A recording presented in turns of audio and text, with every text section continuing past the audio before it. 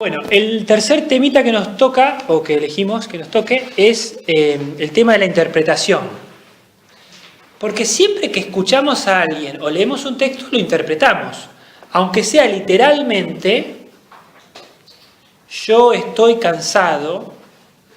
¿Cuál es la interpretación? De que estoy cansado. O sea, no es poético, no es metafórico, es literal. O sea, pero es una interpretación, ¿no? Distinto sería que yo diga, yo estoy cansado de vivir. La interpretación ahí no es que tengo sueño, ¿cierto? Es otra cosa, digamos, ahí hay otra, ¿no? Bien, siempre interpretamos. Los hechos de los apóstoles narran un suceso que hay un personaje que va en un carruaje leyendo la Biblia y uno de los primeros diáconos, Felipe, está caminando y este personaje leía en voz alta, ¿no? La costumbre de los antiguos era leer en voz alta. Cuando leían para sí mismos, leían en voz alta. Bueno, y él leía en voz alta y entonces Felipe le escucha y se da cuenta que está leyendo el profeta Isaías. Y entonces le pregunta, ¿entiendes lo que lees? Y este hombre le dice, ¿cómo lo puedo entender si nadie me lo explica? Eso es verdad siempre para todos. Necesitamos que nos la expliquen Dios, en el fondo, digamos, y si no, bueno, los instrumentos de Dios, la iglesia, ¿no? Los comentarios, bueno, qué sé yo. La escritura es un texto humano y divino, las dos cosas, porque el que escribió es un ser humano y escribió con sus formas humanas. Entonces, para poder interpretar bien la Sagrada Escritura hay que tener en cuenta los dos aspectos de esto. Hay que tener en cuenta que es un texto humano y es un texto divino. Entonces, hay que buscar en la correcta interpretación las dos cosas, ¿no? O tener presente los dos elementos. Entonces, vamos a citar de vuelta al Papa Benedicto en la Verbum Domini, ese documento que escribió muy bonito, que dice que hay que tener en cuenta, ¿no? Viendo estos dos aspectos, el estudio de los géneros literarios del contexto, como el que escribe es un fulano determinado, con una lengua determinada, con una forma de pensar determinada, si nosotros escribiéramos un texto del Génesis, seguramente no escribiríamos lo que escribió el autor del Génesis. Porque el autor del Génesis tenía una forma de pensar más con imágenes, entonces escribe imágenes, ¿no?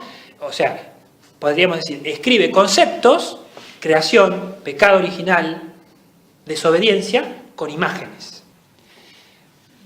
En primer lugar, eso, el estudio de los géneros literarios y el contexto. Después, interpretar la Sagrada Escritura en el mismo espíritu en que fue escrita. Segundo punto, son 3 puntitos del Papa, ¿no? Y el tercero, tener presente los 3 criterios de la fe, podríamos decir, o 3 criterios, ¿no?, más espirituales.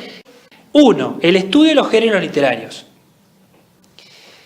¿Qué son los géneros literarios? Son las diversas maneras de expresarse o decir en una obra literaria.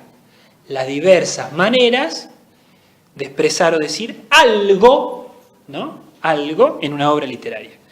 Son de gran interés para su interpretación, ya que el género trae consigo una amplia gama de consecuencias con respecto al valor y alcance de las expresiones.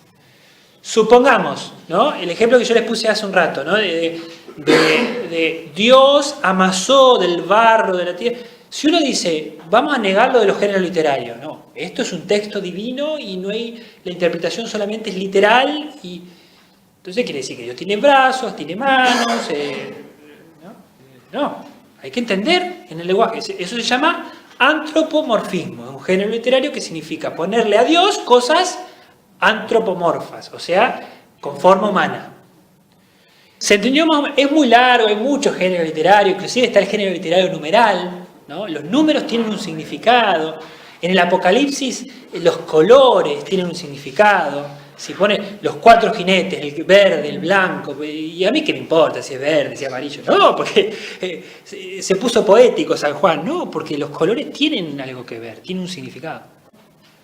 Y los géneros literarios en la Biblia, bueno, tienen una cuestión porque se refieren también a otra época, a otra cultura, ¿no? Por eso digo lo de la mentalidad hebraica, digamos, oriental, es distinta a la nuestra. Entonces, por eso también algunas cosas nos cuestan mucho del Antiguo Testamento. Bien, listo. Primer tema, género literario. Es para hablar un montón, ¿no? Y poner ejemplos y todo eso, pero bueno. Pero si se entendió el concepto, ¿no? Se entendió el concepto, seguimos. El segundo tema, lo que dice el Papa es interpretar la Sagrada Escritura en el mismo espíritu con que fue escrita. ¿En qué espíritu fue escrita? En el Espíritu Santo. El Espíritu Santo es el que inspiró los textos bíblicos. Entonces, en el Espíritu Santo hay que leerlos e interpretarlos. Lo que significa que a la lectura hay que unirla a una espiritualidad.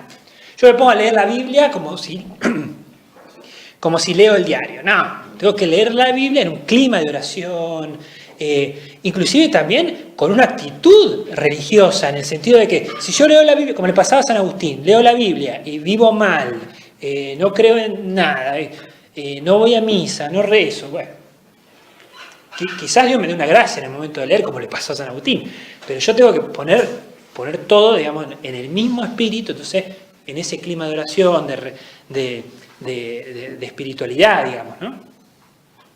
Tercer punto, los 3 criterios de la fe. El Papa nombra 3 criterios que está bueno tenerlos presentes.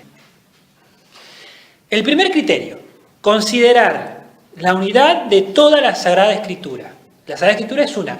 Lo voy a decir de otra forma. Yo leo un texto bíblico, San Mateo 5, 25. Invento. Voy a tratar de interpretar ese texto bíblico relacionándolo con toda la Sagrada Escritura. Yo una vez escuché a un sacerdote una frase muy bonita. Un texto sin contexto es un pretexto. Está muy bueno. Lo escuché una vez y me quedó un texto sin contexto es un pretexto. Entonces, la primera cuestión es interpreto un texto en el contexto bíblico. Primera cuestión. Acá hay un autor que dice: los diversos libros y textos de la Biblia son como ladrillos de una inmensa pared. El ladrillo no es la pared, ¿no? Lo que Dios ha revelado, nosotros, ¿qué es lo que tenemos que conocer? La pared. Si además conocemos cada ladrillo y en qué lugar está mejor, porque yo sé, este ladrillo que es chiquitito está en este lugar por algo. Pero lo puedo decir a eso porque conozco la pared.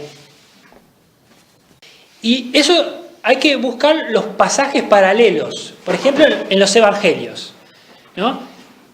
Los 3 primeros evangelios se llaman sinópticos. Es una palabra griega que significa, podría decir, de una sola mirada o con una mirada, una cosa así, digamos, ¿no? Si yo pongo San Mateo, San Marcos, San Lucas, ¿no? Con una mirada me doy cuenta fácilmente, en los temas, los textos, digamos, con una mirada me doy cuenta que hay muchas similitudes, ¿no? Porque escriben mucho de lo mismo, digamos.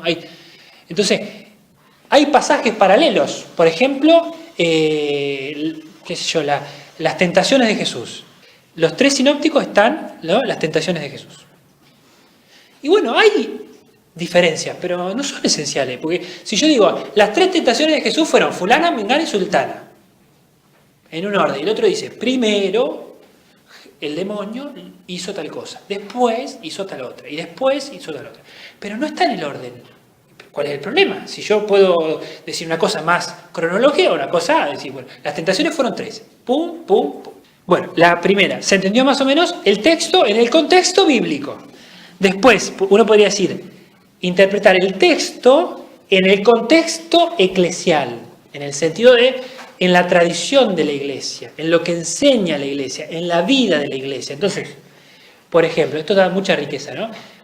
Interpretar o ver un texto a la luz de la vida de los santos. A la vida de los santos. El Papa Benedicto, vieron que él escribió un libro que son 3 tomos, Jesús de Nazaret. Bueno, él cuando explica el tema de las bienaventuranzas y habla de la bienaventuranza de los pobres, pone el ejemplo de San Francisco de Asís.